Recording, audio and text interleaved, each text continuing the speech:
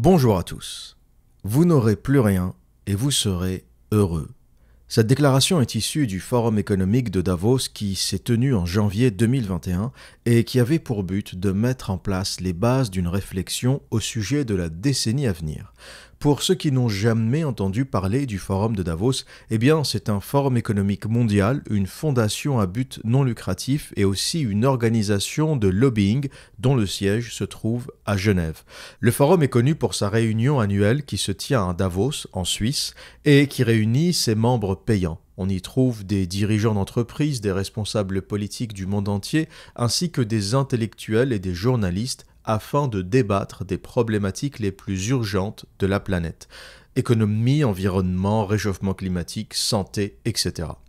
Vous l'aurez compris, c'est des gens qui se définissent comme étant extrêmement intelligents, la crème de la crème, et qui se réunissent tous les ans pour réfléchir à l'avenir du monde à votre place. Comme ça, vous n'avez plus rien à faire, vous êtes pris en charge.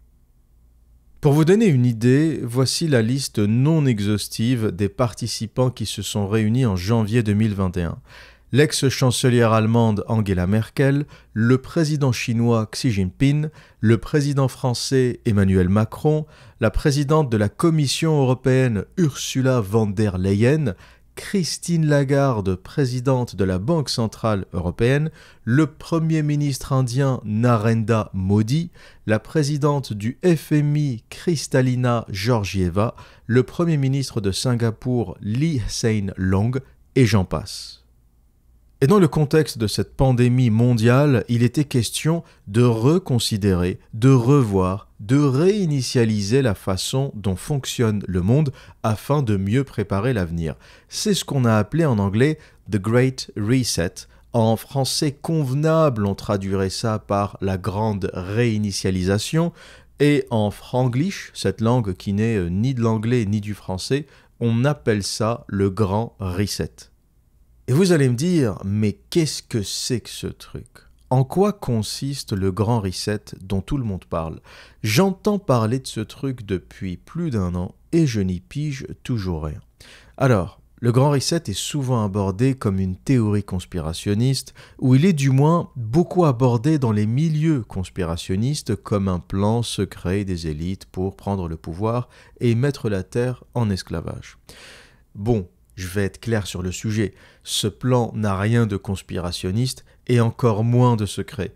C'est dans l'agenda officiel du 51e Forum de Davos qui a aussi circulé sous forme de vidéo qui explique en 8 points très clairs les objectifs de ce forum, les objectifs de cette réunion que je vais vous expliquer et que je vais vous exposer dans ce podcast.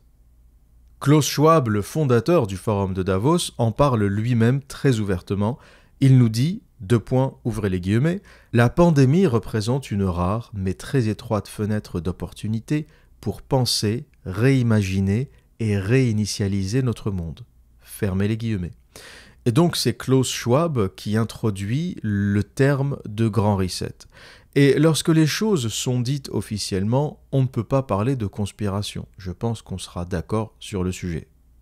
Il faut savoir aussi que Klaus Schwab a été membre du comité directeur du groupe Bilderberg, aussi appelé Conférence de Bilderberg ou Club Bilderberg, qui est un rassemblement annuel et informel d'environ 130 personnes, essentiellement des Américains et des Européens, composé en majorité de personnalités de la diplomatie, des affaires, de la politique et des médias. Le forum possède des bureaux à Leyde, aux Pays-Bas. Donc pour résumer, Klaus Schwab, c'est un ingénieur et un économiste allemand dont le passe-temps favori est d'organiser des réunions secrètes ou moins secrètes, ça dépend, où il invite des élites de tous bords pour réfléchir à l'avenir du monde. Et donc la liste des idées que je vais vous dévoiler a été annoncée dès le mois de mai 2020 par le prince Charles, prince héritier de la couronne d'Angleterre. Alors, pourquoi lui ? Va savoir.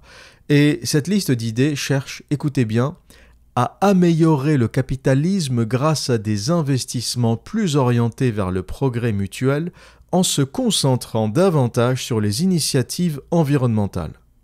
Bon, moi j'appelle ça « comment parler pour ne rien dire ». Ça veut rien dire leur phrase, je vais vous le dire très clairement. améliorer le capitalisme grâce à des investissements plus orientés vers le progrès mutuel. Si tu veux, c'est une jolie phrase, mais quand tu décortiques, ça ne veut absolument rien dire. Et ensuite, il continue en disant « en se concentrant davantage sur les initiatives environnementales ». Bon, c'est là que tu comprends qu'il va nous ajouter 2 panneaux solaires, 3 éoliennes. La même histoire, hein, le développement durable depuis 30 ans tourne autour des éoliennes et des panneaux solaires. On n'a rien vraiment réussi à développer de très sérieux qui tiennent la route et qui puissent vraiment nous débarrasser des énergies fossiles ou qui puissent remplacer le nucléaire. Hein. C'est pas en plantant 4 éoliennes qui sont à peine assez puissantes pour faire tourner un four à micro-ondes qu'on va sauver la planète. Sachant que les éoliennes sont extrêmement polluantes, extrêmement chères à entretenir, elles demandent des fondations géantes pour être mises en place, hein, parce que les gens ne voient que le mât, le joli mât tout fin de l'éolienne, mais à la base, il y a une espèce de fondation circulaire gigantesque. Donc moi, ces questions de développement durable, je demande à voir. J'y crois, hein, pourquoi pas, hein, je pense que c'est nécessaire. On ne peut pas continuer à vivre éternellement sur le pétrole et sur le gaz. Même le nucléaire, hein, à moins qu'on trouve une vraie solution pour recycler les déchets ou les stocker ailleurs ou les envoyer dans l'espace, mais une solution qui puisse nous garantir une viabilité sur les 200 prochaines années, ça reste une technologie extrêmement polluante et extrêmement dangereuse. Mais pour l'instant, il n'y a rien de très sérieux ou qui puisse du moins vraiment remplacer l'intégralité de notre usage en énergie nucléaire et en énergie fossile. Et sans plus attendre, voici donc les propositions que nous a pondues notre fine équipe de génies avec en tête Angela Merkel, Christine Lagarde et Ursula von der Leyen. Alors, moi je te dis, 3 gonzesses dans l'équipe pour réfléchir à ton avenir, tu sais déjà que ça part en couille. En point numéro 1 de cet agenda, vous ne posséderez rien et vous serez heureux.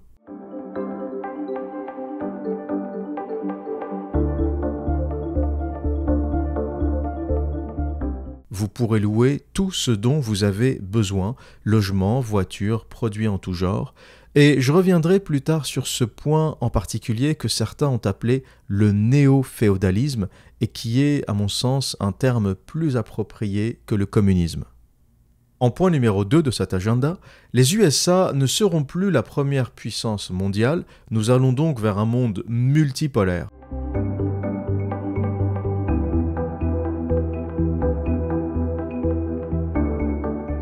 Ça pour moi, ce n'est pas un projet, c'est une observation. Dire que les États-Unis, à l'horizon 20, 30, 40 ans, ne seront plus la première puissance mondiale, c'est une observation, c'est pas un projet. Donc je ne vois même pas ce que ça fait dans cet agenda, d'accord ? Tous les experts, tous les observateurs constatent une montée en puissance de la Chine, du monde ou de l'Asie du Sud-Est d'une façon générale, qui pourrait éventuellement un jour, hein, c'est pas certain, la Chine a aussi ses problèmes, mais qui pourrait un jour remplacer les États-Unis comme puissance mondiale, ou du moins jouer d'égal à égal avec l'Amérique. Bon, très bien, c'est la marche du monde, hein, pour l'instant, ça pourrait changer. Moi, je pense que la Chine sera très prochainement confrontée à d'autres problèmes techniques. Il n'est pas dit que la Chine surpasse les États-Unis, mais si ça arrive, après tout, pourquoi pas, voilà. Et je ne vois pas ça comme un projet, encore une fois, mais pour moi, c'est une observation. En point numéro 3 de cet agenda, vous n'aurez plus besoin de donneurs d'organes. On va imprimer les organes dont on aura besoin avec une imprimante 3D.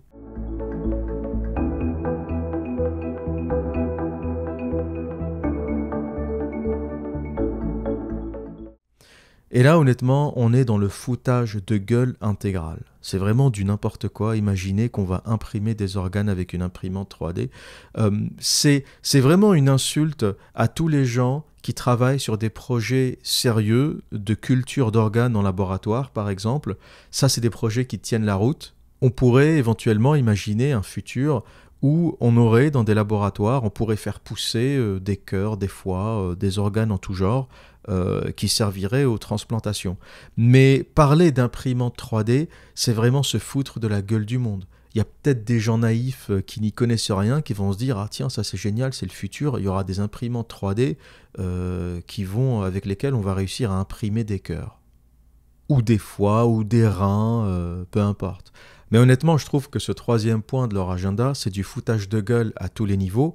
C'est du foutage de gueule parce qu'on fait croire à des gens peut-être un peu naïfs qu'à l'avenir, on va imprimer les organes dont ils auront besoin avec une imprimante 3D.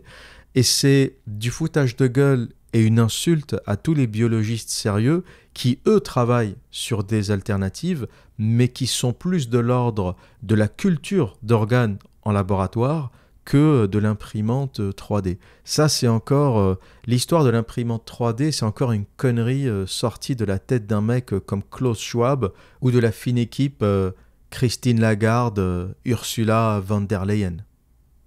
En point numéro 4 de l'agenda, vous mangerez moins de viande.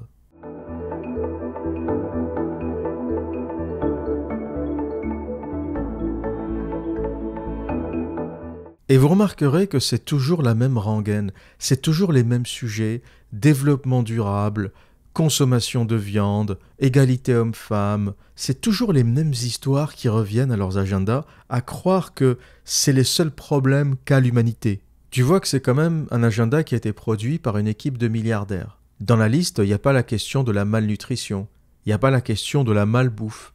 On va t'expliquer que tout va bien dans le monde. Le seul problème, c'est qu'il faut manger moins de viande. Et là, encore une fois, cette question du véganisme, moi, elle me fatigue. Sois vegan si tu as envie d'être vegan, mais la question est approchée du mauvais angle, selon moi, parce que la question, ce n'est pas est-ce qu'il faut manger de la viande ou pas dans l'absolu. La question, c'est les conditions dans lesquelles on mange cette viande, les conditions des élevages et les conditions dans lesquelles on mange cette viande. On ne va pas mettre dans le même panier un artisan boucher et l'élevage de masse. On ne va pas mettre dans le même panier le gaucho argentin, pour ceux qui ne connaissent pas, c'est un peu le cow-boy argentin qui sont en général à la tête d'élevages qui se transmettent de génération en génération, de père en fils, qui sont des élevages à taille humaine, avec une culture de l'élevage, un respect de l'environnement, un respect des cycles, des animaux qui sont toujours élevés en plein air, qui mangent toujours de l'herbe, qui n'ont aucun contact avec les antibiotiques. On va mettre ça, et l'éleveur américain qui produit de la viande en masse pour McDonald's et Burger King dans le même panier. Et poser la question de la viande comme ça dans l'absolu, on va manger moins de viande, ça n'a absolument aucun sens. Et vous remarquerez que personne ne s'attaque à McDonald's qui produit de la viande de merde, de la bouffe de merde.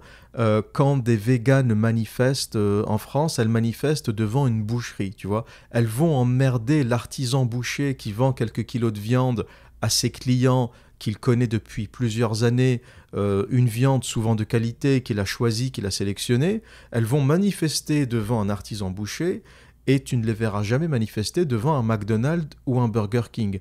Tu comprends que là, on est dans de la manipulation.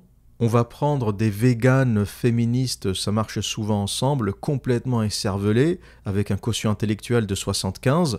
On va les chauffer à blanc pour qu'elles aillent emmerder l'artisan boucher. Ça se résume un peu à ça, le véganisme aujourd'hui, malheureusement. Encore une fois, je respecte les gens qui décident de ne pas manger de viande, mais respectez mon choix de manger de la viande. Voilà, je suis un mangeur de viande, j'aime la viande, j'aime la bonne viande. Je n'en mange pas nécessairement beaucoup, je dois manger de la viande rouge une fois par semaine, grand maximum, pas parce que je me force à le faire, parce que au-delà, je ne me sens pas très bien. Voilà, mon cycle naturel, c'est de manger une fois comme ça par semaine, de temps en temps, de la viande rouge qui est nécessaire au fonctionnement de mon métabolisme.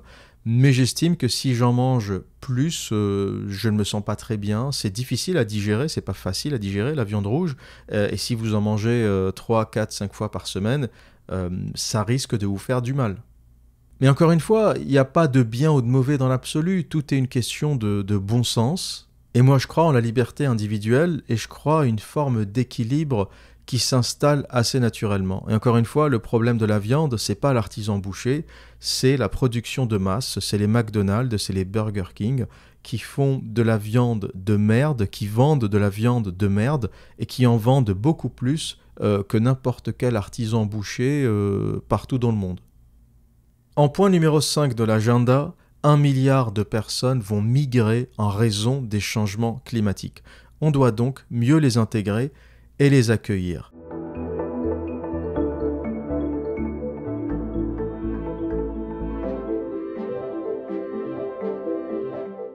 Encore une fois, vous remarquerez qu'on est toujours dans le même agenda, hein. Développement durable, véganisme, migration. Si tu veux, ton avenir, si tu écoutes ces gens-là, ça va être, imagine-toi installé dans ton salon, avec 2 panneaux solaires au balcon, une éolienne qui tourne sur le toit, t'es là en train de manger ton steak au soja, pendant qu'il y a un migrant qui prend sa douche dans ta salle de bain. Et tout ça pendant que tu fais ta vidéoconférence en télétravail. Voilà un peu ton quotidien en 2030. En point numéro 6, les entreprises devront payer des taxes pour avoir le droit de polluer. Il y aura un prix pour une taxe carbone globale.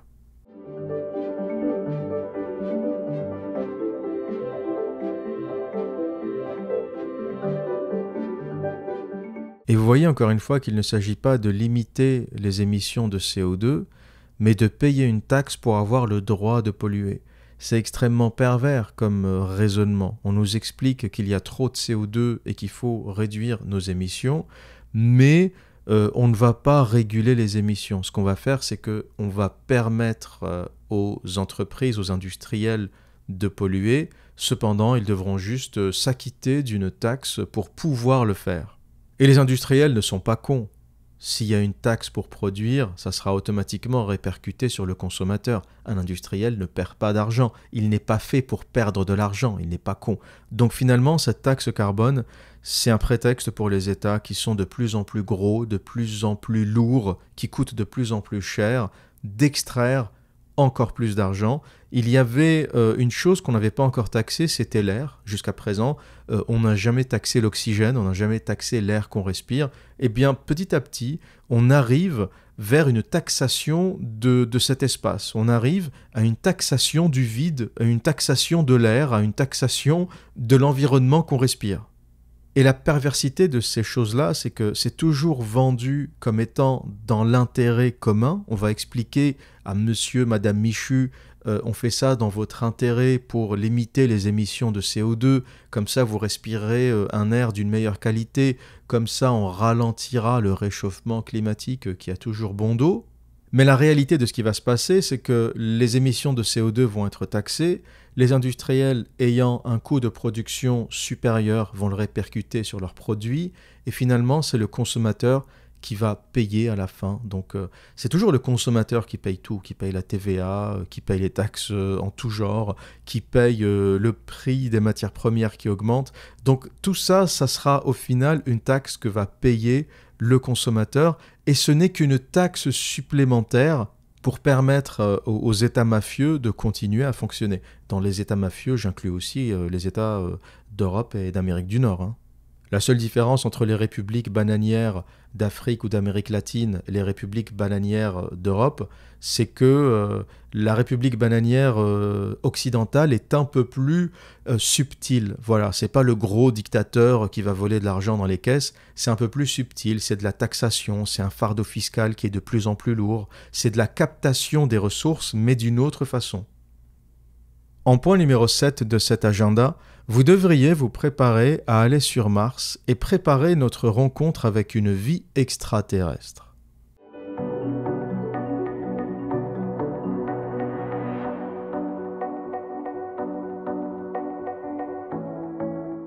Et ça me fait toujours rire la façon dont ils formulent leur phrase « Vous devriez à vous préparer à aller sur Mars ».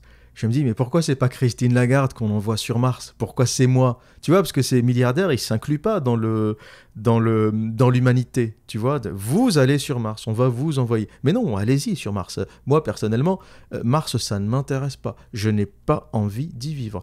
Explorer la planète, pourquoi pas, hein, ça peut être intéressant pour quelques scientifiques, ça peut être intéressant comme ça pour donner à l'humanité un objectif, quelque chose d'intéressant à faire dans les prochaines décennies. Mais honnêtement, aller m'installer sur Mars, vivre dans une bulle de verre, me taper un voyage qui va durer presque 2 ans, honnêtement, ça ne m'intéresse pas du tout. L'aller simple pour Mars avec la technologie actuelle, c'est 258 jours. 258 jours dans une navette juste pour arriver là-bas, tu vois. Donc je ne sais pas pour vous, mais pour moi, en termes de vacances, le Portugal, ça me va très bien.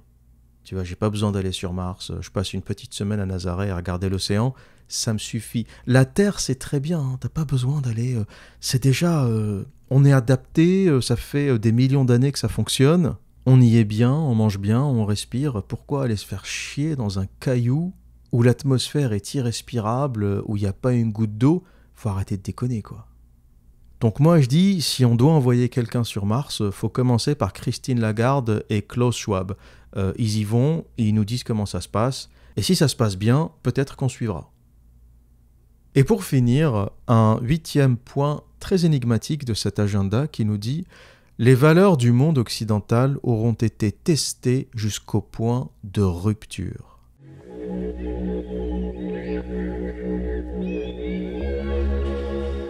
Et c'est énigmatique dans le sens, ça veut dire quoi tester les valeurs du monde occidental jusqu'au point de rupture? C'est quoi les valeurs du monde occidental?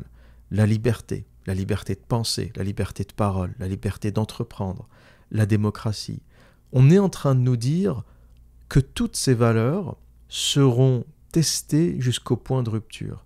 On va donc tester jusqu'à son point de rupture notre liberté de penser, on va tester jusqu'au point de rupture notre liberté de parole, on va tester jusqu'au point de rupture notre liberté d'entreprendre, et c'est surtout la formulation qui m'intrigue. Les valeurs du monde occidental auront été testées. J'aurais compris si c'était formulé dans le sens « nos valeurs auront été mises à rude épreuve ». Ça veut dire que dans un monde changeant, dans des puissances nouvelles qui émergent, nos valeurs auront été perturbées, chamboulées. Mais testées, pour moi, ça résonne un peu comme une expérience. Un peu comme dans un laboratoire où on est en train de mettre cette civilisation occidentale et de tester ses valeurs pour voir comment elle réagit, jusqu'où elle peut aller, jusqu'à quand les gens vont supporter ça avant de se révolter, avant de péter un câble. Et je pense que l'idée, c'est de tester pour voir jusqu'où, ou ce que les gens peuvent accepter, quelle est la durée maximum de confinement qu'un peuple peut accepter avant de devenir fou et de se révolter, quel est le niveau maximum de taxation qu'un peuple peut accepter avant de se révolter. C'est un peu ça l'esprit en fait. On est dans une espèce de laboratoire géant, du moins si j'en comprends la formulation de ce point numéro 8 de l'agenda. Mais le point sur lequel je souhaitais revenir un peu plus longuement, c'est le point numéro 1 qui nous dit « Vous ne posséderez rien et vous serez heureux. Vous pourrez louer tout ce dont vous aurez besoin. » Et les mots ont un sens encore une fois parce que cette phrase qui a été préparée par notre fine équipe de milliardaires nous dit « Vous ne posséderez rien et vous serez heureux. » Il ne s'inclut pas dans cette phrase. Cette phrase aurait pu être formulée différemment. Nous ne posséderons rien et nous serons heureux. C'est-à-dire que lorsque tu es humaniste et lorsque tu crois en l'humanité, tu dis nous. Tu t'inclus dans cette humanité, même si tu es millionnaire. Si tu crois vraiment que ne rien posséder, c'est le but ultime, se libérer totalement de toutes ses possessions au sens quasi religieux, t'aurais dit nous ne posséderons rien, tu t'inclus dans cette humanité. Alors que là, c'est très précis, c'est vous ne posséderez rien et vous serez heureux. Et on pourrait pousser la réflexion de mais qui possédera quelque chose alors? Parce que lorsque tu me dis vous allez louer tout ce dont vous aurez besoin, donc je louerai un appartement, je ne pourrai plus être propriétaire d'un appartement, mais je louerai un appartement. Mais qui est donc le propriétaire? Parce que là, il ne s'agit pas de gratuité, il s'agit de louer. Donc si je loue mon appartement, ça veut dire qu'il existe toujours des propriétaires. Et là, quelque part, ce qui est en train de se préparer, ou du moins l'idée ou le rêve de cette fine équipe de cerveaux, penseurs, dirigeants, ça serait de nous préparer un monde où on deviendrait tous des serfs. C'est le retour du servage. C'est ce que certains ont appelé, à juste titre, le néo-féodalisme. Le féodalisme, pour le résumer, c'est un monde où la terre appartient au seigneur. Et on est tous quelque part salariés chez le seigneur. On cultive la terre que nous a louée le seigneur. Le seigneur au sens du maître, l'humain, pas le seigneur au sens divin. À ne pas confondre avec le communisme, qui est une forme de collectivisme, qui est une réappropriation des moyens de production par les ouvriers. On efface le patron, on devient quelque part tous des producteurs. Ça, c'est le communisme, ou du moins, c'est le rêve du communisme qui a échoué parce que l'ouvrier n'est pas un entrepreneur.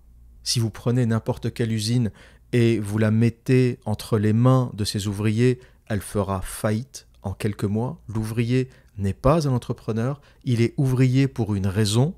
Et il faut être objectif sur la question, il faut arrêter d'imaginer que tout le monde a les mêmes capacités, que l'ouvrier peut devenir un entrepreneur, que l'ouvrier peut devenir un chef d'entreprise. T'es ouvrier pour une raison. Ça, c'est peut-être la plus grosse pilule rouge, la plus grosse red pill que tu puisses prendre. T'es ouvrier pour une raison. Si tu pouvais faire autre chose, tu l'aurais fait. Et je dis pas ça avec mépris, j'essaye d'être réaliste sur la question. Entrepreneur, c'est une nature avant tout. C'est une tendance naturelle. C'est un sujet que j'ai longuement abordé sur Patreon, dans un podcast que j'ai intitulé « Comment trouver sa tendance naturelle ». Il y a des tendances naturelles à faire certaines choses.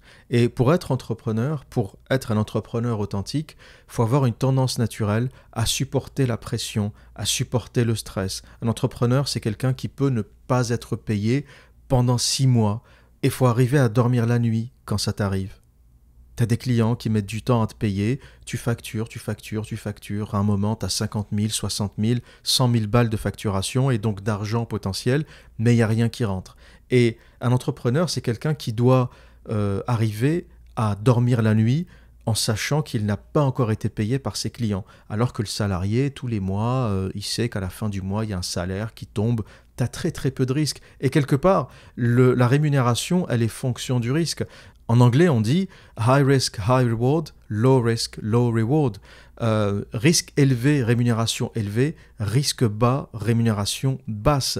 Le salarié, c'est l'échelle la plus basse possible de risque. Pourquoi ? Parce que c'est ton patron qui prend tous les risques. Toi, tu es payé tous les mois. Si un jour tu es licencié, eh bien, tu toucheras tes assédiques, tes aides de l'État pendant pratiquement 2 ans, 85% de ton salaire pendant 2 ans.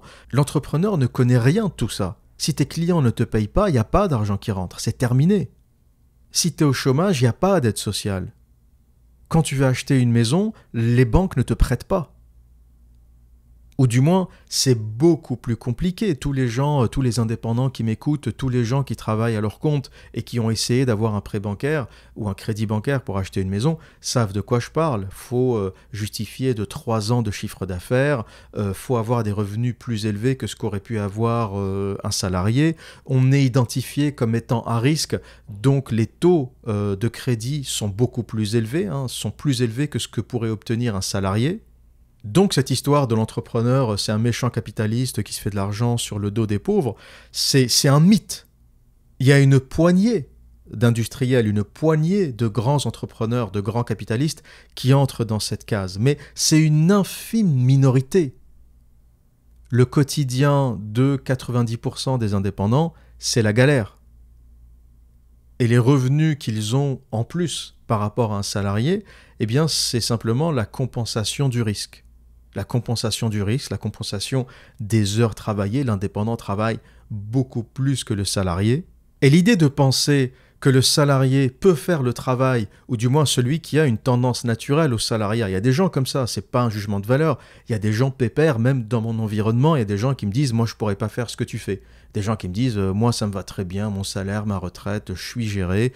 Ces histoires de « on te paye pas pendant 3 mois, tu stresses, tu te lèves le matin à 6 heures pour faire la tournée des chantiers », ces trucs-là, c'est pas mon délire. Donc il y a des gens en fait qui sont confortables dans le salariat, et encore une fois, c'est pas un jugement de valeur, il faut juste connaître sa tendance naturelle. Et cette idéologie communiste qui consiste à dire « si les ouvriers se réapproprient les moyens de production, ils pourront mieux se partager la richesse », c'est faux, c'est archi faux, c'est un mensonge. Ce qui se passe en général quand les ouvriers se réapproprient les moyens de production, c'est la faillite. Penser qu'un ouvrier de LVMH pourra faire ce que Bernard Arnault a fait, c'est faux, archi faux, c'est un mensonge. LVMH, quand il pense, c'est un miracle. Le mec prend ou achète un carré de cuir à 10 €, il le travaille, il produit de la valeur ajoutée et il le vend à un Chinois 7500 balles. LVMH, c'est l'une des marques qui a la plus grande valeur ajoutée au monde. Ça, pour moi, c'est un miracle. C'est un miracle industriel, c'est un miracle économique. Il y a vraiment cette mentalité dégueulasse en France de détester tout ce qui réussit. Si tu veux, Bernard Arnault aux États-Unis, ça serait une superstar, le mec.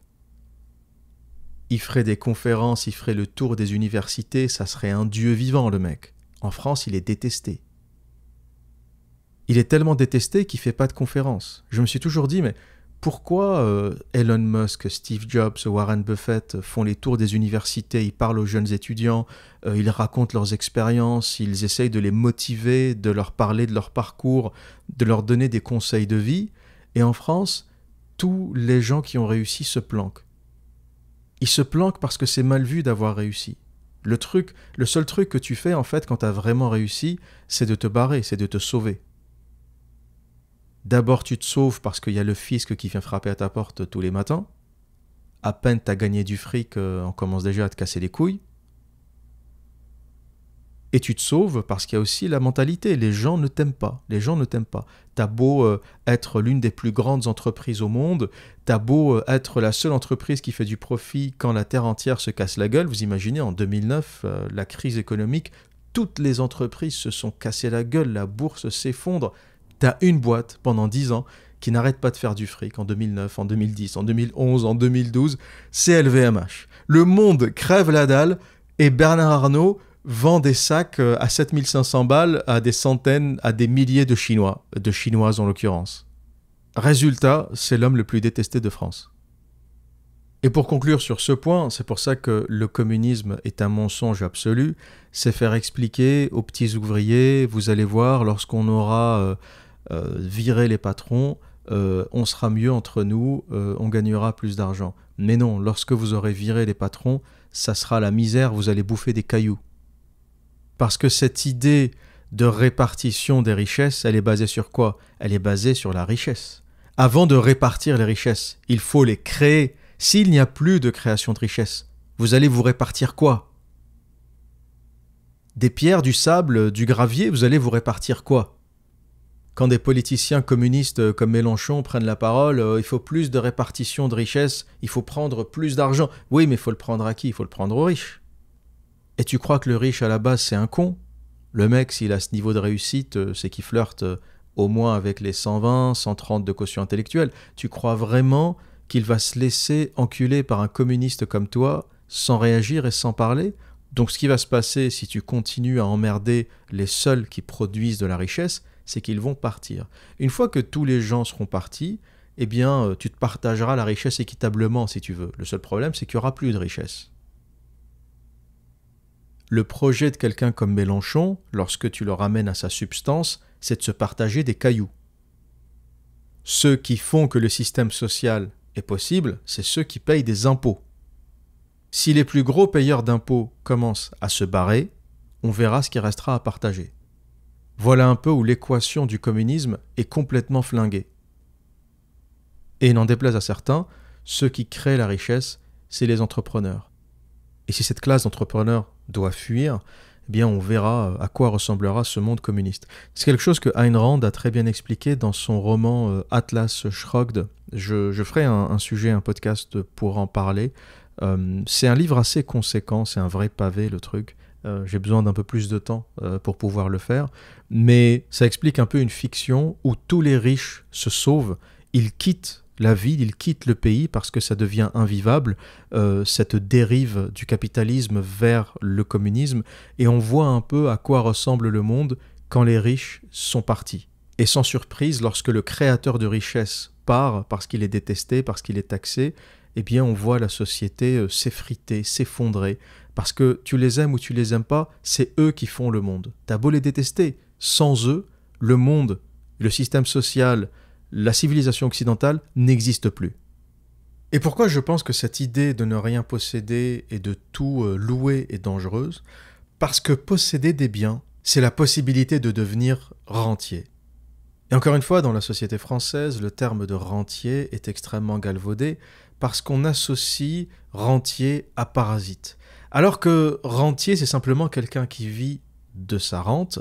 Et si c'est une rente que tu as mis toute une vie à constituer, pour moi, c'est une rente qui est noble. Si tu es un artisan, un indépendant qui a travaillé toute sa vie, qui a cumulé des biens, qui a acheté 2, 3 appartements, qui a un peu investi dans la bourse et qui arrive à l'âge de 50 ou 55 ans à dégager une rente de ses investissements, pour moi, il n'y a rien de mal à ça. C'est une rente qui est noble. Ne pas confondre le rentier qui a travaillé toute sa vie pour se constituer une rente et en vivre au rentier parasite.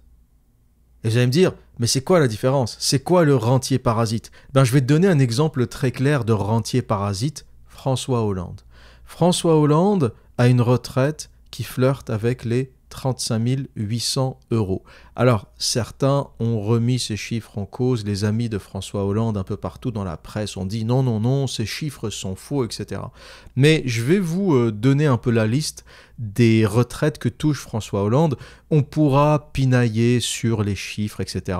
On peut diviser ce chiffre par deux, d'accord, admettons les chiffres ont été gonflés, c'est scandaleux, 35 800 euros, tu divises ça par deux, le mec a quand même une retraite qui flirte avec les 20 000 balles par mois. François Hollande touche une retraite de maire conseiller général de 6 000 euros, une retraite de député de 6 800 euros, une retraite de président de la République de 6 000 euros, une retraite de conseiller constitutionnel de 12 000 euros et une retraite de son poste à la Cour des comptes de 5 000 euros. Et il aurait pu un peu gonfler son palmarès parce que je ne vois pas de retraite de député européen. Je pense qu'on aurait pu ajouter 6 000 ou 8 000 euros. Ça, c'est une rente, et pour moi, c'est une rente de parasite. Parce que pour les services qu'a rendus François Hollande à l'État, je pense qu'une retraite de 1 500 balles, ça aurait été largement suffisant. Même pas 1 000 balles. François Hollande, c'est quelqu'un, même au SMIC, tu l'embauches pas, le mec. C'est un porte-malheur, je ne sais pas si vous vous souvenez du mandat Hollande-Valls. C'est un porte-malheur. On a eu les 7 plaies d'Égypte avec ces mecs. De toute façon, il n'y a pas de miracle. À chaque fois qu'un socialiste est à la tête du pays, ça part en couille. Et ça, c'est ce que j'appelle du parasitisme. Tu vois, c'est des fonctionnaires qui sont là pour servir le peuple, mais qui ont fini par se servir. Jusqu'à sa mort, je ne sais pas combien de temps il va vivre, 80 ans, 85 ans, le pire c'est qu'ils vivent longtemps, c'est con en général. On va payer sa retraite jusqu'à 90 ans, on va payer 35 800 balles jusqu'à 90 ans. Très bien, d'accord, divise ce chiffre par deux. Pour ceux qui pensent que, parce qu'il y a eu des communiqués dans la presse pour démentir, pour dire que c'est faux, etc. Très bien, d'accord, divisez ce chiffre par deux. Encore une fois, même 1500, même le SMIC pour Hollande, c'est beaucoup. Pour service rendu à la nation, moi je lui aurais, on est sur YouTube, je ne peux pas en parler, mais moi je lui aurais réservé un autre sort. Mais tu vois que là on est dans du parasitisme pur. Le cumul des fonctions et le cumul des retraites en France est scandaleux. Pourquoi? Parce que ce n'est pas des productifs. Ça, c'est ce qu'on appelle du parasitisme. François Hollande, c'est pas quelqu'un qui a préparé sa retraite, qui a investi, qui a travaillé. C'est quelqu'un qui a été fonctionnaire toute sa vie et qui se tape une retraite en plusieurs dizaines de milliers d'euros par mois. Donc il fait un peu sortir de cette mentalité en France qui est que le rentier est un parasite, le rentier c'est le méchant, le rentier c'est le capitaliste.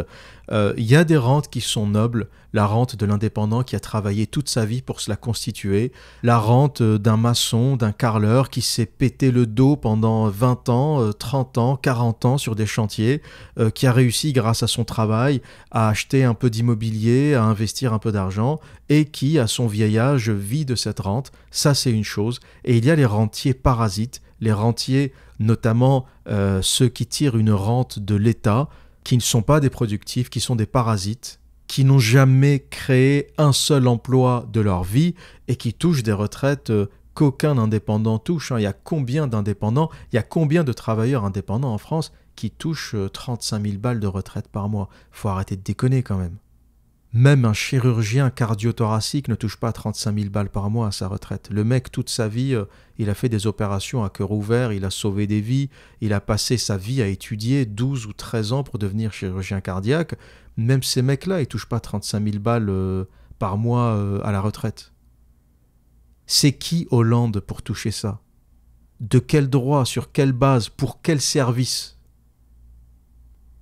Encore une fois, le mec, même au SMIC, je l'embauche pas, moi, Hollande. Même gratos, je le fais pas travailler pour moi. Il porte malheur, le mec. Quand quelqu'un porte malheur, tu l'évites. Tout ce qui touche se transforme en merde.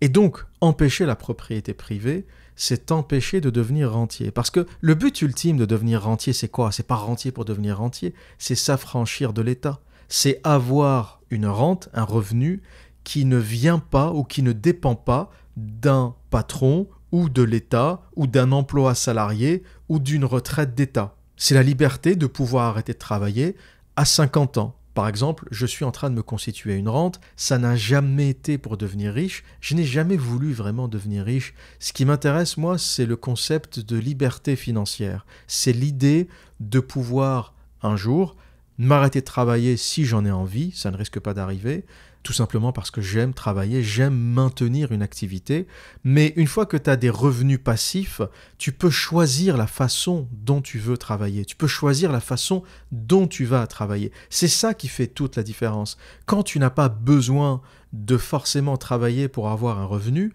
tu peux commencer à faire les choses qui te font plaisir. Tu peux travailler comme tu en as envie, tu peux travailler moins, tu peux travailler plus si tu veux. Et en général, on ne s'arrête jamais vraiment de travailler. Quand tu es entrepreneur, c'est un peu comme un virus, tu trouveras toujours quelque chose à faire. Et si tu t'arrêtes, c'est la mort. Il y a plein de gens qui se disloquent à la retraite. Il y a plein de gens qui, arrivés à la retraite, ils se préparent quasiment à mourir parce qu'ils ne sont pas faits pour ça. L'homme, d'une façon générale, n'est pas fait pour ça. Mais quand, par des investissements privés, tu arrives à te constituer une rente, tu peux avoir le luxe de choisir ce que tu veux faire, de choisir comment tu veux travailler, combien de temps. Si un matin, tu n'as pas envie de te lever, eh bien tu ne te lèves pas. Si le jour suivant, tu as envie de travailler 2 fois plus, eh bien tu travailles 2 fois plus. Voilà l'avantage de la rente. Tu peux partir à la retraite si tu en as envie, quand tu veux. Si tu supprimes la possibilité d'avoir une propriété privée et donc une rente, tu supprimes la possibilité aux gens de maîtriser leur destin. Tu supprimes la capacité des gens du peuple à maîtriser leur destin. Et si tu n'as pas de rente issue de tes biens privés, tu dépends de l'État pour tout. L'État te dira quand tu partiras à la retraite. Ça sera peut-être 67 ans, peut-être un jour 70 ans. Vous remarquerez que plus on avance et plus l'âge recule. On avait promis la retraite à 60. Maintenant, c'est 63. Ça sera bientôt 65, puis 67, puis 70. Puis un jour, on supprimera peut-être complètement la retraite parce qu'il n'y aura pas assez d'actifs par rapport aux non-actifs ou par rapport aux retraités. Et tu deviens complètement esclave de ton seigneur, de ton maître. Et c'est pour ça que ce projet est plus un projet néo-féodal qu'un projet communiste, parce que là, il s'agit de supprimer la propriété privée, ou du moins tel que c'est écrit, vous ne posséderez rien. Et encore une fois, les mots ont un sens. Il ne s'agit pas de dire « nous ne posséderons rien », mais « vous ne posséderez rien ». Et donc, on paiera des loyers, mais on les paiera à qui? On les paiera à ceux qui possèdent des choses. Et à mon sens, ça, c'est le vrai esclavage. C'est vraiment une mise en esclavage totale et absolue, parce que si on accepte ça, et si on accepte que la propriété privée n'a pas de sens, propriété privée sur laquelle est basée notre civilisation. La civilisation occidentale, telle qu'on la connaît, n'a été possible qu'à l'abolition du servage et à la possibilité des individus de posséder leur terre. Si tu ne possèdes pas ta terre, tu es condamné à travailler éternellement pour les autres. La fin de la propriété privée, c'est le retour au féodalisme, c'est le retour au Moyen-Âge. Et la destruction de la propriété, c'est la destruction totale de la classe moyenne, qui est une invention plutôt moderne. Cette classe qui n'est ni riche ni pauvre, qui n'est ni complètement esclave ni complètement indépendante, mais qui arrive à vivre confortablement parce qu'elle a encore ces leviers qui lui permettent d'investir, de se constituer une rente, de se constituer une retraite, chose qui est relativement moderne dans notre histoire. arriver à être indépendant et à vivre correctement sans faire partie des nobles, sans faire partie de l'État, sans faire partie de l'armée, sans faire partie du clergé. La classe moyenne telle qu'on la connaît aujourd'hui est une invention relativement moderne. C'est une entité qui n'appartient à aucune classe de puissants, que ce soit État, Église à l'époque, ou armée, et qui arrive à vivre décemment et indépendamment en dehors de toutes ces classes dirigeantes. Et supprimer la classe moyenne pour ne laisser subsister que deux classes dans un contexte de servage, les puissants, ceux qui possèdent tout, et ceux qui devront tout louer, est plutôt dangereux. Et je suis assez terrifié et plutôt inquiet quand je vois des gens dans les commentaires ou dans la vie de tous les jours me dire la propriété c'est n'importe quoi, la propriété c'est le diable, on ne devrait rien posséder, la terre appartient à tout le monde. Mais ce que vous ne comprenez pas, c'est que le projet de ces gens-là, c'est pas un projet humaniste, minimaliste, la terre appartiendra à tout le monde, on se partagera tout, etc. Non, non, la terre appartiendra à quelqu'un, elle leur appartiendra. C'est ça la différence. Ce qui s'annonce, ce n'est pas le minimalisme, ce n'est pas l'humanisme, c'est le servage. C'est le retour à la féodalité. Ce qui s'annonce, c'est un féodalisme 2.0. C'est ça qu'il faut comprendre. La vraie phrase, c'est « vous ne posséderez rien et nous posséderons tout ». Et si tu n'as aucun moyen de posséder, si tu n'as plus la possibilité d'avoir une propriété, tu n'as donc plus la possibilité de devenir rentier et tu n'as plus la possibilité de t'affranchir. Tu dépendras donc intégralement de l'État qui te paiera ton salaire au cours de ta vie, qui te paiera ta retraite vers la fin de ta vie, qui te dira quoi manger, comment t'habiller, comment réfléchir, et tu n'auras plus aucun moyen de t'affranchir. À côté, on verra le salariat comme une époque de liberté extraordinaire. Là, ça sera bien pire que la situation actuelle. Si on laisse faire ces gens-là, du moins. Et je dois avouer que la direction que nous font prendre les États m'inquiète un peu, même si je reste un éternel optimiste. Je ne peux pas m'empêcher de penser que la vie trouvera toujours son chemin avec ou sans nous. Et je trouve que les humains ont tendance à se prendre un peu trop au sérieux. On oublie qu'il y a eu un avant nous et qu'il y aura un après nous.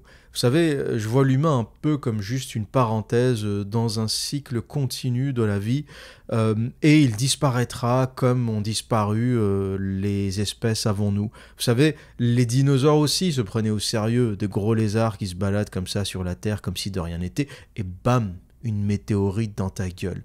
Finalement, l'homme, c'est le seul animal qui se prend au sérieux. Ce développement de la conscience, ce développement horrible et accidentel de la conscience, on ne sait pas pourquoi d'ailleurs, l'homme s'est mis à réfléchir, c'est le seul animal qui a commencé à se dire « mais qu'est-ce que je fous là? Pourquoi je suis là? Qu'est-ce que j'ai fait ?» Tu vois, tu regardes un singe par exemple. Un singe, il se trifouille le fion, il renifle le cul de sa copine, il trouve une banane, il est content. Le singe a compris sa place dans l'univers. Toutes ces autres considérations de qu'est-ce que je fais là, le sens de la vie, c'est un truc d'humain, tu vois. Ces conneries, le singe, il renifle le cul de sa copine. Ah, t'as mangé des bananes, Gisèle. Il a compris le sens de la vie, il est rassuré. Mais revenons à notre humanité qui, lentement mais sûrement, est en train de basculer vers une douce dictature. Et c'est surtout de ça dont je souhaitais parler. Ça va faire à peu près 20 ans, depuis le 11 septembre 2001, et tout ce qui s'en est suivi, le Patriot Act, l'état d'urgence, que je constate une dérive des États qui nous conduit vers une perte progressive des libertés. Vous savez, il y a une formidable citation qui dit « Si vous permettez au gouvernement d'enfreindre les règles en cas d'urgence, ils créeront des urgences pour enfreindre les règles. » C'est-à-dire que depuis quelques années, on a à chaque fois des événements qui nous poussent à réduire nos libertés, ou qui poussent les États du moins à réduire nos libertés. Ça avait commencé avec toute la période du terrorisme, le Patriot Act aux États-Unis, l'état d'urgence en France, Patriot Act qui enfreint toutes les lois qui garantissent constitutionnellement la liberté des citoyens américains. L'un qui en parle le mieux, c'est Edward Snowden, qui est interdit de séjour aux États-Unis. Et malgré le fait que la menace terroriste n'est plus ce qu'elle était dans les années 2000, n'est plus ce qu'elle était pendant la première, la deuxième guerre du Golfe, eh bien vous remarquerez que ces mesures ne sont jamais supprimées. L'état d'urgence en France, qui était temporaire, est devenu permanent. Le Patriot Act est devenu permanent. On a des couches comme ça de restrictions qui sont ajoutées, mais qui ne sont jamais supprimées. Et c'est ça le drame, c'est qu'on n'a pas un système qui met des restrictions et qui les lève au fur et à mesure, on a un système qui met des restrictions et qui les maintient.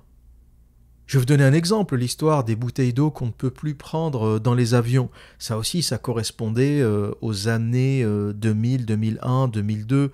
Après les attentats du 11 septembre, on interdit maintenant aux passagers de prendre une bouteille d'eau de 33 centilitres avec eux dans l'avion. Ça n'a jamais été levé et on ne sait pas pourquoi.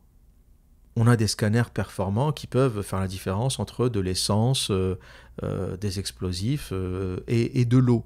Pourtant, jusqu'à aujourd'hui, tu es obligé de finir ta bouteille. Tu vois toujours les passagers finir leur bouteille d'eau avant de passer en zone internationale. Zone internationale où ils devront acheter encore de l'eau à 2,50 € la bouteille de 33 centilitres. Et tu te dis, mais pourquoi ça n'a pas été levé ? Pourquoi on maintient encore des restrictions qui datent d'une période quasi de guerre ? Les restrictions sur le cash, sur l'argent, l'état d'urgence aujourd'hui et le Patriot Act aux États-Unis demandent aux banques un strict contrôle des fonds. On ne peut plus retirer que 1000 ou 1500 € en cash à sa banque. Et encore, il faut peut-être les commander à l'avance pour les avoir. On ne peut plus disposer de son propre argent. Je me souviens, j'avais demandé à ma banque de retirer mes fonds. J'ai vidé mon livret A parce que ça rapportait rien, je ne voulais plus garder de fonds en euros et j'ai transféré tout mon argent en Angleterre en livres sterling et le peu d'argent qui me restait sur mon livret A, j'ai demandé à ce qu'il soit transféré à ma banque en Angleterre. C'était quelques milliers d'euros, je ne sais plus, il restait peut-être 3 ou 4 000 € dessus. Je fais un transfert via le site de ma banque, un transfert international. Le transfert est bloqué et ma banque m'appelle. Et là, c'est mon banquier qui m'appelle et me dit « Oui, monsieur, on a remarqué une activité suspecte sur votre compte. » Et je dis « Mais c'est pas suspect, c'est moi. C'est moi, je transfère ça depuis ma banque en France vers ma banque en Angleterre. Vous avez toutes les données électroniques, ma banque en Angleterre, ou plutôt mon compte bancaire en Angleterre est libellé à mon nom. L'Angleterre à l'époque était encore dans l'Union européenne.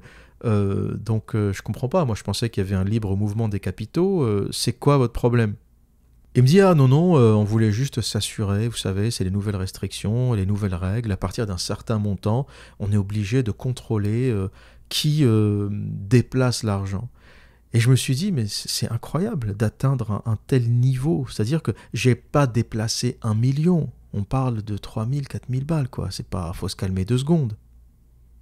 Imaginez si j'avais dû déplacer 150 000, 200 000 €. Enfin, qu'est-ce qu'on m'aurait fait, quoi ? Et je suis certain que le moindre petit transfert est envoyé au fisc, tracé, vérifié, qu'est-ce que tu fais avec, Et quelque part, tout ça est justifié par la suspicion de la lutte antiterrorisme. Qu'est-ce que tu vas faire avec l'argent ? Pourquoi ?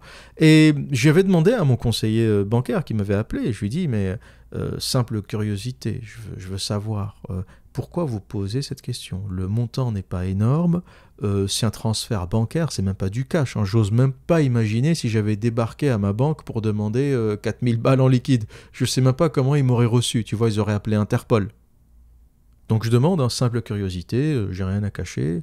Elle me dit non, c'est simplement la procédure. Voilà, on a des consignes, à partir d'un certain montant, on est obligé de tracer les mouvements de fonds. Et ce montant, il ne doit pas être très élevé. Hein. Je ne sais pas, au bout de 1000 balles, 1500 balles, tu dois... je pense qu'il y a un signalement qui va au fisc pour dire telle personne a déplacé 1500 balles.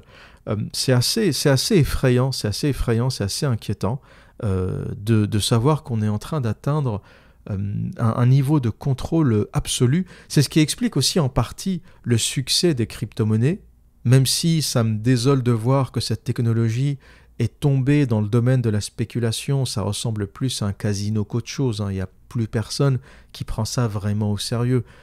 Tout le monde est sur les cryptos pour gagner un peu d'argent, mais personne n'y croit vraiment en tant que technologie, en tant que monnaie.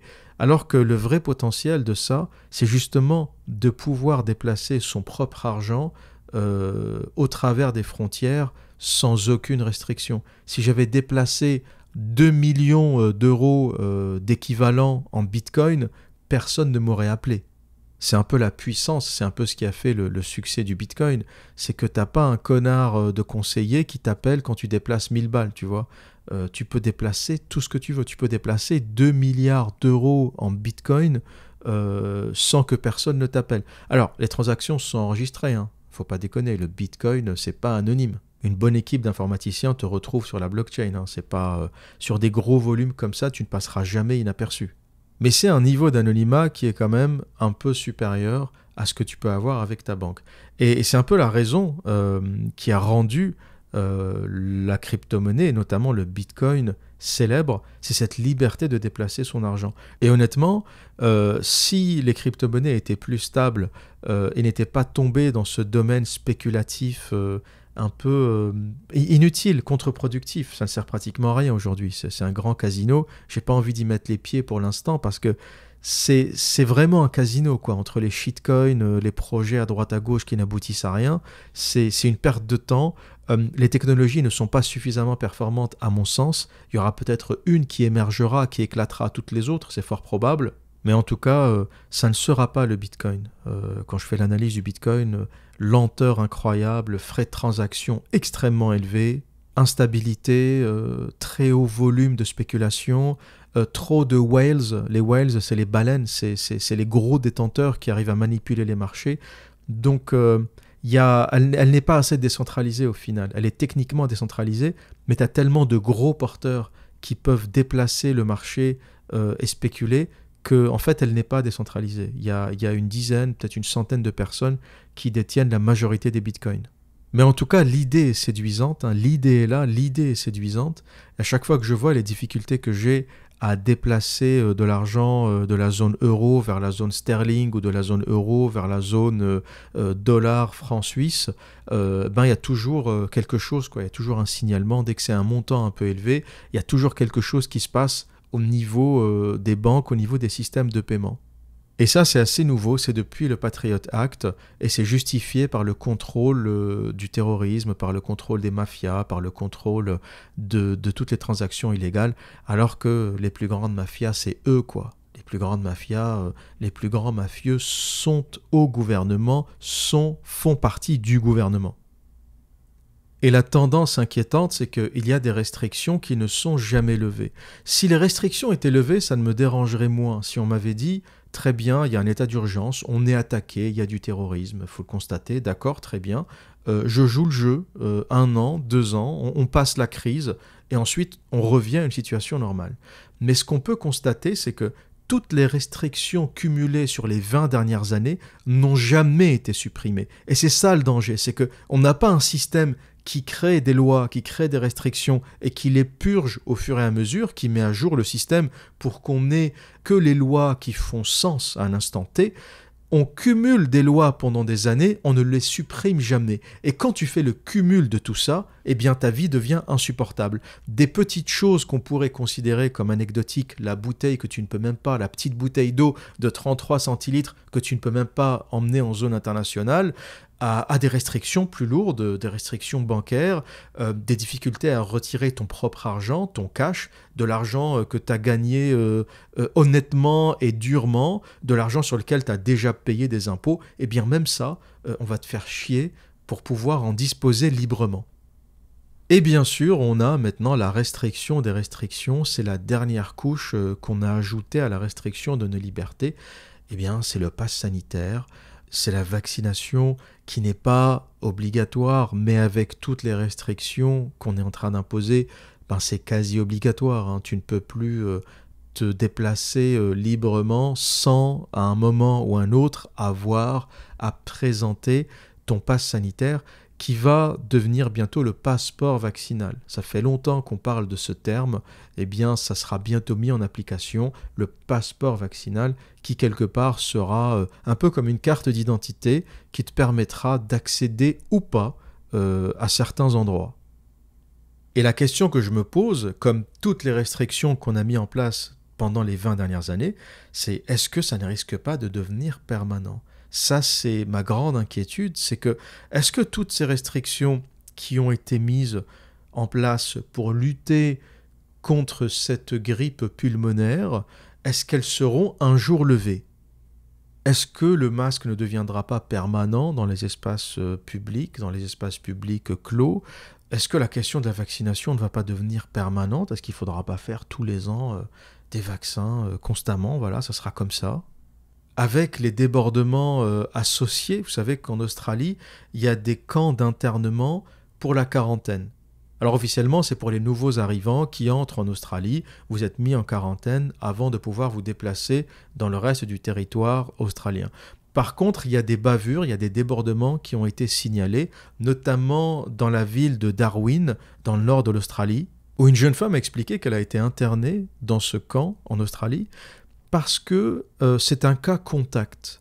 Elle a fait plusieurs tests, elle a été testée 2 ou 3 fois négative au Covid, mais elle a tout de même été internée dans ce camp avec impossibilité complète de communiquer avec l'extérieur, même de communiquer avec ses voisins du camp.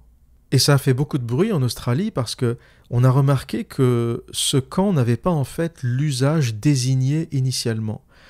Cette femme, pour vous raconter l'histoire, a été désignée comme un cas contact. Ça veut dire qu'elle a contacté ou elle a été en contact avec quelqu'un qui avait le Covid. La police est venue la chercher chez elle, dans une fourgonnette. Ils lui ont dit « Vous avez quelques minutes pour préparer vos affaires ». Et elle dit « Mais je comprends pas, j'ai été testé négatif. D'accord, je suis un cas contact, mais j'ai fait mon test, 2 tests négatifs. » La police lui dit « Ne discutez pas, c'est ou ça, ou vous payez une amende de 5 000 $ australiens. » Donc il l'emmène dans cette fourgonnette, il la dépose au camp, elle est dans une pièce, alors c'est une pièce normale, confortable, il y a un lit, il y a de l'eau, etc. On lui ramène de la bouffe 1 fois par jour, elle a ses 3 repas de la journée livrés 1 fois par jour. Et en étant négative, c'est une femme en bonne santé, j'essaierai de vous retrouver une photo plutôt jolie, qui n'a pas du tout l'air malade ou souffrante, qui a fait des tests, qui est négative et qui a été internée dans ce camp pendant, je ne sais plus, 14 jours, sans aucune possibilité de sortir, de voir sa famille ou de communiquer avec l'extérieur. Et c'est des camps d'internement assez impressionnants, avec des mesures restrictives assez lourdes pour une maladie, je le répète, qui est une grippe pulmonaire, qui peut être plus ou moins virulente en fonction des cas, mais ça reste une grippe pulmonaire. On a fait tout un pataquès au sujet du Covid, mais il fait partie de la famille des SARS, des virus qui ont déjà circulé, notamment au Japon. Et dans les années 90, les Japonais sont habitués à tout ça, aux masques, au gel hydroalcoolique, aux mesures restrictives, sanitaires, etc. Mais ils n'ont jamais fermé leur économie. Il y a eu plusieurs épisodes de SARS, donc de grippe pulmonaire en Asie du Sud-Est. Il n'y a jamais eu de cas de fermeture globale et intégrale de l'économie. Et lorsque tu vois l'Australie, qui est plutôt un pays développé, plutôt un pays libre, développer ce qu'on pourrait assimiler à des camps de concentration, alors c'est pas le cas, le terme est peut-être abusé, mais en tout cas c'est des camps d'internement qui ressemblent beaucoup à des camps de concentration, avec des mesures d'hygiène et de restriction. T'as l'impression que c'est le Ebola, quoi. Tu vois les médecins en combinaison, personne ne s'approche de toi à moins de 2 mètres, on te livre ta bouffe dans une espèce de chariot. C'est incroyable, c'est de la science-fiction. Tu te dis, mais comment on a pu en arriver là dans le monde libre? C'est l'Australie, c'est pas la Corée du Nord quand même. Faut arrêter de déconner. C'est un pays où il y a une constitution, il y a des droits du citoyen, il y a une certaine liberté. Enfin, comment on arrive à des policiers qui viennent te chercher chez toi, te jeter dans une fourgonnette, te balancer dans un camp d'internement pendant 14 jours, même si tu as testé 2 ou 3 fois négatif à ce virus. Et ce qui m'avait choqué à un moment, c'est qu'elle s'est filmée, donc elle a commencé à se plaindre à l'un des surveillants de ce camp, et il lui dit « Mais moi je suis désolé, je ne fais que mon travail ». Et ça m'a vraiment terrifié parce que je me suis dit « Mais jusqu'à où l'espèce humaine est prête à aller dans la soumission au système ?» Vous savez, c'est un peu la même chose que répondaient les militaires nazis au procès de Nuremberg lorsqu'ils étaient interrogés pourquoi avez-vous accepté de commettre telle atrocité, il répondait souvent, mais moi, j'avais des ordres. J'ai juste exécuté les ordres. Et c'est un peu la question philosophique qu'on pourrait se poser.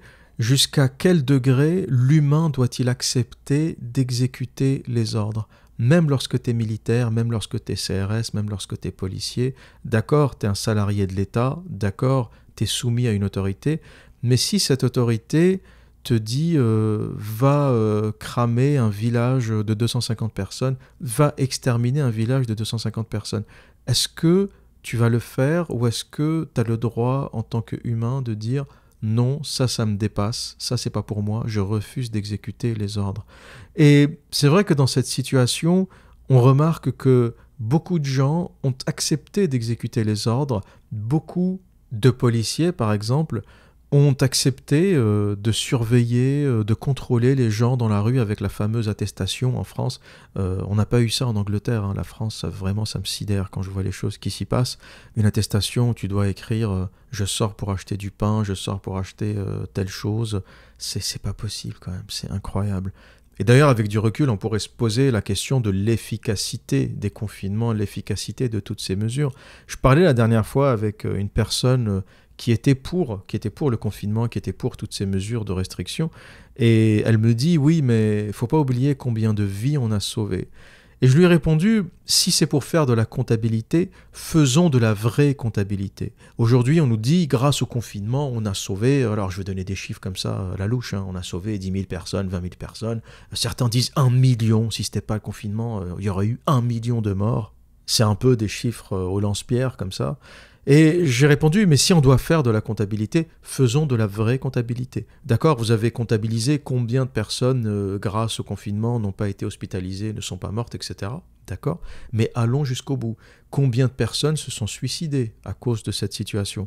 Combien de personnes ont perdu leur boulot ? Combien de personnes ont tabassé leurs enfants parce que ça a mis une situation assez inédite dans des petits appartements des grandes villes avec des familles qui sont obligées de rester dans un 2 pièces à 4, à 5, à 6 avec les parents qui sont en télétravail, qui bossent depuis la maison, les gamins qui sont là, qui crient.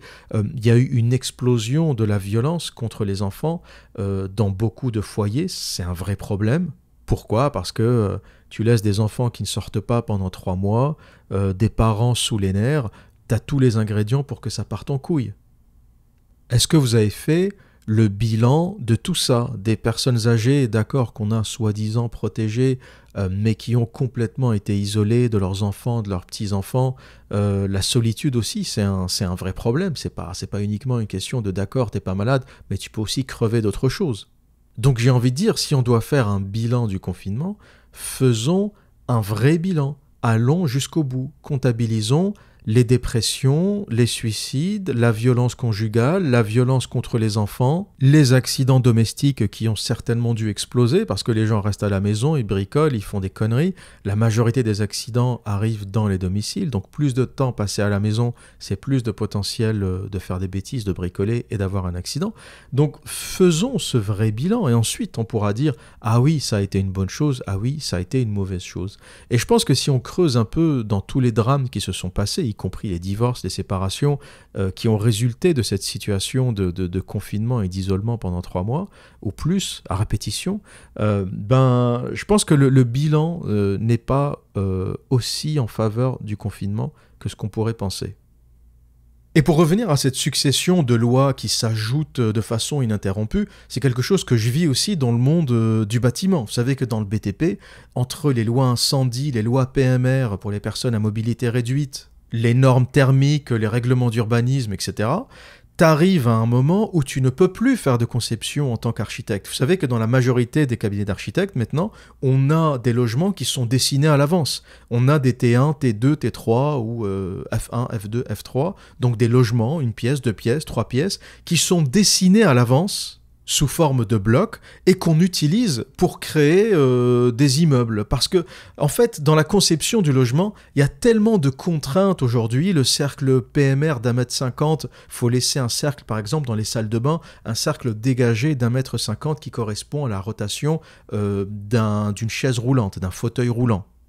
Ce qui donne des dessins complètement absurdes de salles de bain énormes avec le lavabo d'un côté, les chiottes de l'autre. Et si vous vous demandez, si vous habitez dans un logement moderne et que vous vous demandez pourquoi la salle de bain est aussi grande, eh bien mettez-vous au milieu, vous allez voir qu'il y a un cercle dégagé d'1,50 m qui est fait pour pouvoir accommoder une chaise roulante ou la rotation d'une chaise roulante.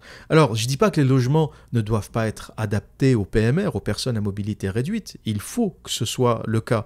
Mais est-ce que ça doit être tous les logements? Parce que ça s'applique à tous les logements, ce n'est pas un quota. Tous les nouveaux logements dessinés doivent répondre à ces normes.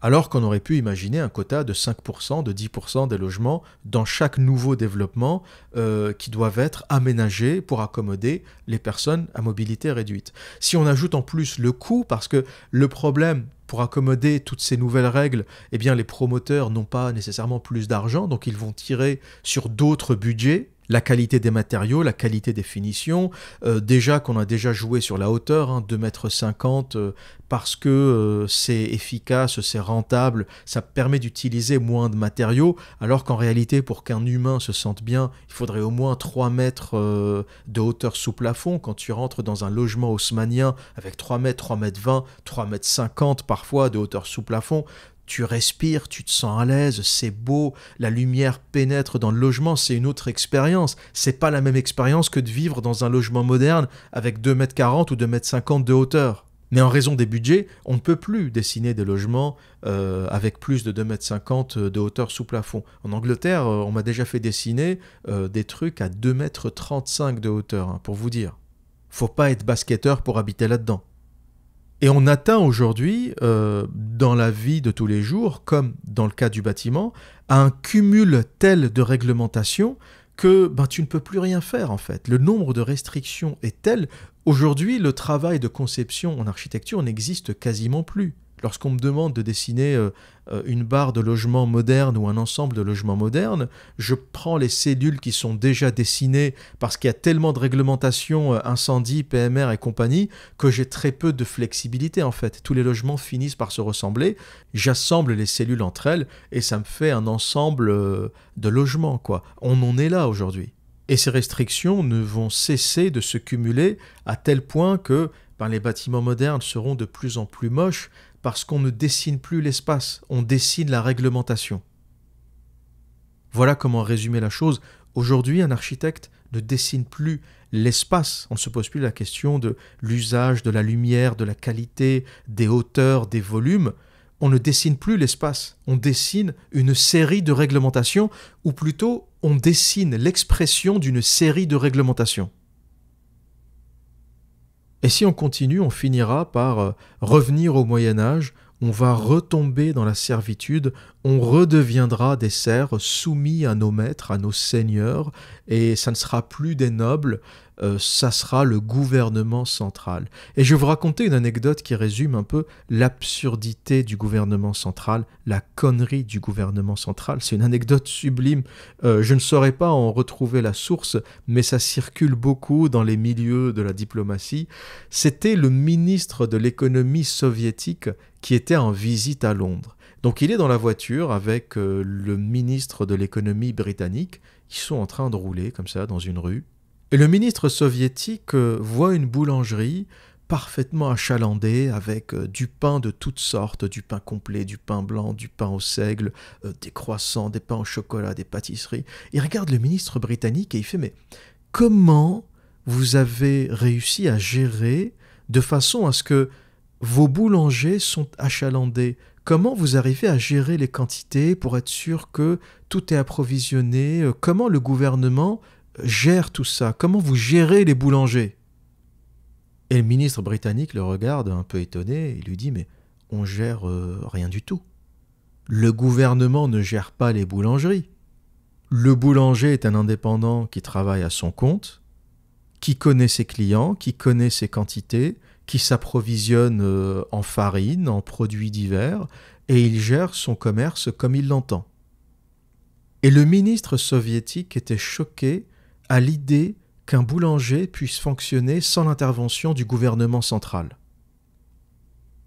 Voilà l'absurdité et la connerie du communisme. Je sais qu'il y a beaucoup de gens qui sont de sensibilité de gauche dans mon audience et qui croient un peu au rêve communiste.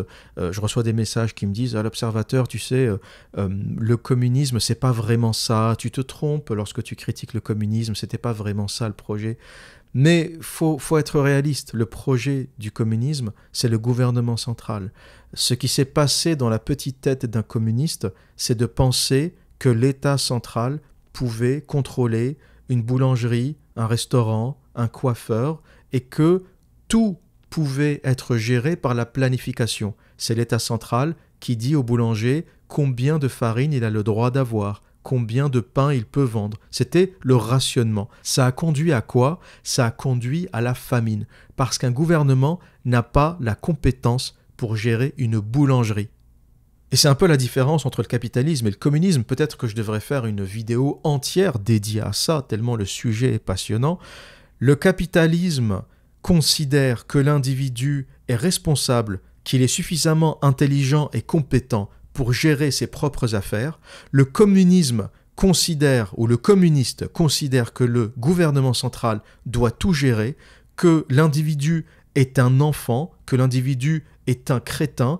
Si on ne rationne pas les quantités pour lui, si on ne lui dit pas comment il doit travailler, si on ne lui dit pas ce qu'il doit faire, eh bien, il ne sait rien faire. Voilà la grande différence entre ces deux philosophies. Le libéralisme, le capitalisme responsabilise, il considère l'individu comme un être intelligent, mûr, mature, qui sait gérer sa vie et ses affaires. Le communisme considère l'individu comme un crétin qui ne peut rien faire sans l'État central, à qui l'État central doit dicter la vie, il doit lui dire quoi faire, comment se déplacer, quoi acheter, combien acheter.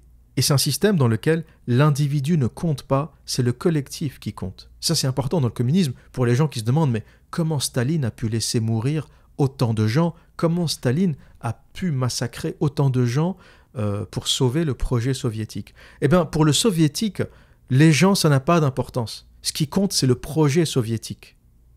L'individu qui crève au goulag n'a pas d'importance. Ce qui compte, c'est le système, c'est l'État, c'est la grandeur du soviétisme, c'est le parti. Si l'individu doit crever pour sauver l'idéologie, eh bien il va crever. Voilà la différence, la grande différence entre l'individualisme à l'américaine, où l'individu est au centre de la société. C'est l'individu qui crée, c'est l'individu qui réfléchit, c'est l'individu, c'est le boulanger qui gère sa boulangerie, qui gère ses approvisionnements, et qui produit du pain pour sa clientèle, et le système communiste où l'État pense vraiment qu'il va rationner la farine pour tous les boulangers afin qu'ils puissent produire du pain correctement.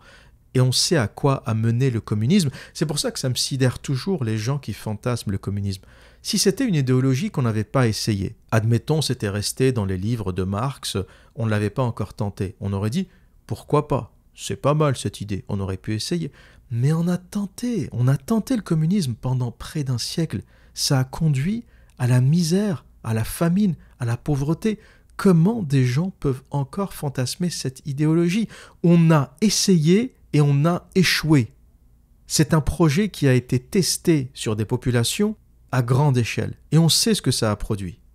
Et à chaque fois que l'État se mêlera de la vie des individus, ça finira mal. À chaque fois que l'État s'immiscera dans nos vies pour nous expliquer comment on doit se soigner, comment on doit travailler, comment on doit se comporter, à chaque fois que l'État ponctionnera de façon déraisonnable notre richesse, ça finira mal. Et aujourd'hui, c'est ce qui est en train de se passer. On est en train de constater une augmentation du poids de l'État dans nos vies, que ce soit le fardeau fiscal ou le fardeau sanitaire, ou la limitation des libertés progressives dans tous les domaines. Et c'est la chose qu'on observe tous collectivement. Et on peut même se demander, est-ce que le communisme, c'est pas quelque part le parcours ou la fin logique du capitalisme? Est-ce que finalement, le capitalisme ne conduit pas naturellement au communisme? Pourquoi? Parce que le capitalisme crée des richesses, il crée des sociétés prospères, il crée l'envie de s'émanciper et ensuite l'envie de partager et aussi l'égalitarisme et enfin le communisme qui est l'aboutissement politique final et définitif.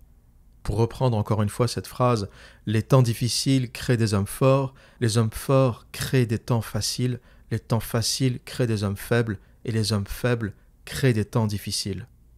Le capitalisme des explorateurs, le capitalisme des Marco Polo, des explorateurs hollandais, portugais, anglais, a créé de la prospérité, a créé de la richesse, a créé des temps faciles. Ces temps faciles ont créé des hommes faibles qui ont créé le féminisme, l'égalitarisme, le gauchisme. Ces hommes faibles, avec toutes leurs idéologies, sont en train de créer des temps difficiles.